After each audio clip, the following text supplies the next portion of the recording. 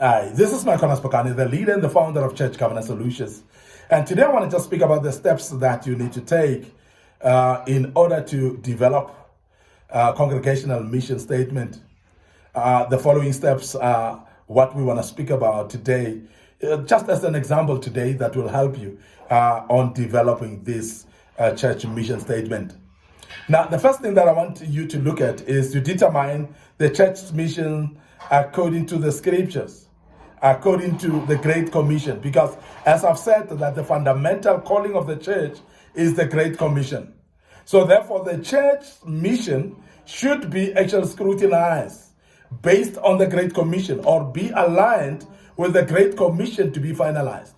So meaning that any church mission statement that is not in line with salvation of the people, evangelizing people, and discipling people, and making sure that people get born again from their sins and be delivered in order to know God. If we're not actually pointing the people to God with a mission statement that you have as a church, then you are lost. And the church is not actually at the right standing. It should be scriptural. It should be around the Great Commission. And I've mentioned earlier that the Great Commission, you find it in the book of Matthew, chapter 28, verse 19 to 20. So please look at it. It might help you actually to outline what your church vision or mission is, because that should be in line with this as well. Mark chapter 16, verse 15, I've quoted it earlier. I want just to remind you about that, because those are scriptures that would actually be in line with Great Commission and will show you on how to then make sure that you develop your mission of the church based on the Great Commission. To keep it short, it must be just at least one sentence, for instance. And as I said, sometimes when you do the mission, the statement must be even shorter than a sentence sometimes. It must be at a level where it can at least maybe fit on a t-shirt. As I've mentioned, it must be that simple so that many people that are in your church may be able to remember. And use words that are memorable. Use words that are not difficult to remember, because that's very important. When you are using words that are bombastic, it becomes difficult for people to remember the mission of your church based on the language used there. So I want to emphasize that it must be very, very simple words, and those words must be memorable. Regardless of what you write, the Great Commission must be at the core of the final statement. And I've mentioned that earlier, and I must really mention it again, that it must be the core. The Great Commission must be the core, because at the end of the day, we're all called for the Great Commission. So we might have niche groups of people or niche market of our ministries, but it must, at the end of the day, meet at the point of the Great Commission. Very, very important that we emphasize that point. Now, secondly, articulate the mission in writing. And make sure that, as I have said previously, if you can't write it down, you don't have a mission statement, because it must be easy to write down. But also, the problem is that if you don't write it down, it's going to be very difficult for people to know how to articulate it. The book of Habakkuk, chapter 4, verse 2, speaks about a vision. That a vision that is not written down, those that are supposed to support you in that vision may not be able to run it. But it says write it down so that those that see it should be able to run it. So that's a very, very important statement, because a vision or a mission should be able to be articulated, to be written down, and to be clear to people, and for people to be able to follow it. So if you cannot write it down, you must just know that you don't have it, because it must be very simple and easy to write it down. Personalize your mission and use language your people will understand. And I've mentioned that understanding is very important.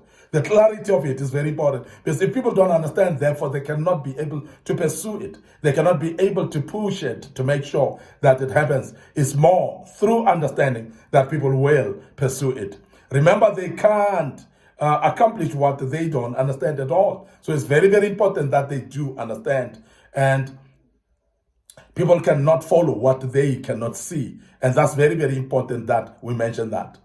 Now, I want us to emphasize that many times we are actually saying bombastic words because we want to be fancy. But when we speak about ministry mission, there's no fanciness that's necessary. It doesn't necessarily need to be the fancy, but of course it must be catchy in a way so that people can remember. But you don't need to clutter it with littered statements that are confusing the people. I'm trying to emphasize the fact that don't just litter statements that will confuse the people at the end of the day.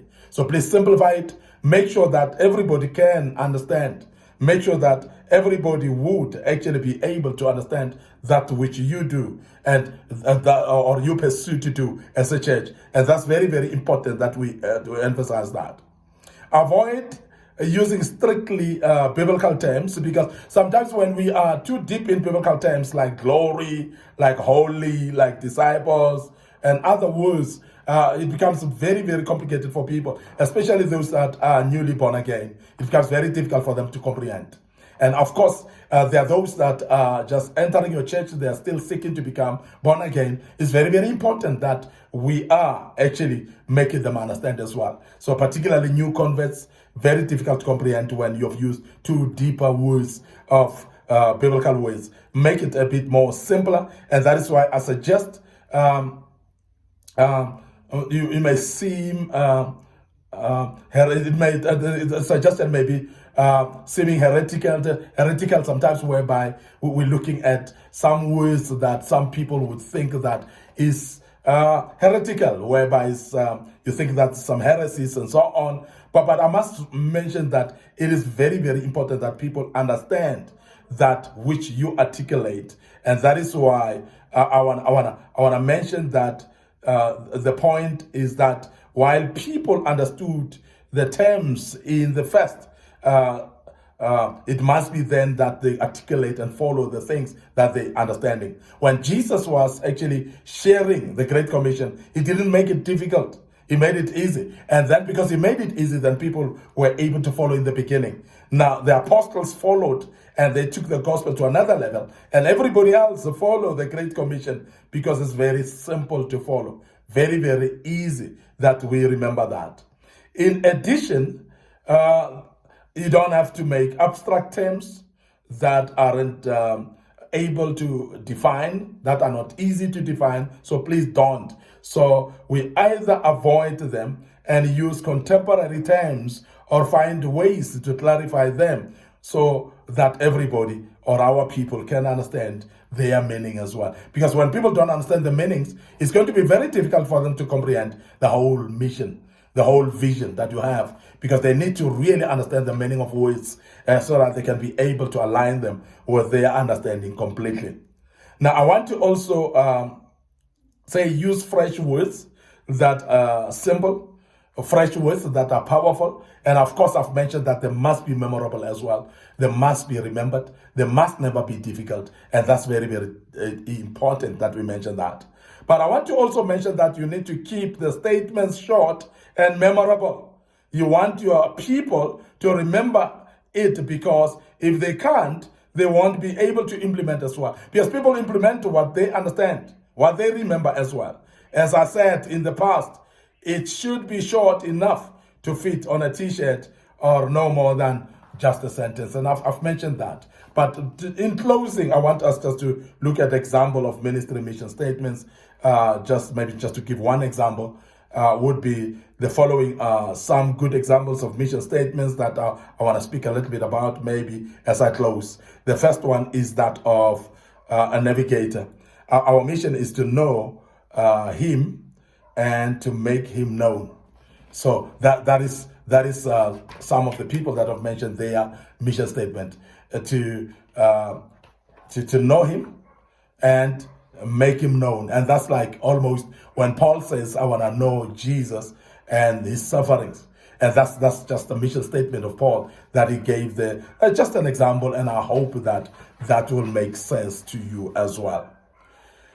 Now, I want to end up here, your host, Micornus, Phokane, thanking you for listening to us and being part of this great topic. What a moment that we had, and I hope that helps you. But I want you to check us on our Facebook page. Make sure that you like our Facebook page, Micornus Phokane, our Facebook page, Church Governance Solutions. Make sure that you tick notification buttons there as well.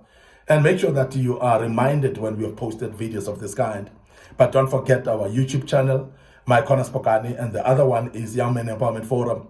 In those, please subscribe to those YouTube channels. Make sure that you click notification buttons as well, that you are reminded when we've posted materials of this kind. May the good Lord bless you. Your host once more, Micornus Phokane, the leader and the founder of Church Governance Solutions. Please join us as we deal with another topic going forward in the following days. May the good Lord bless you, and cheers for now.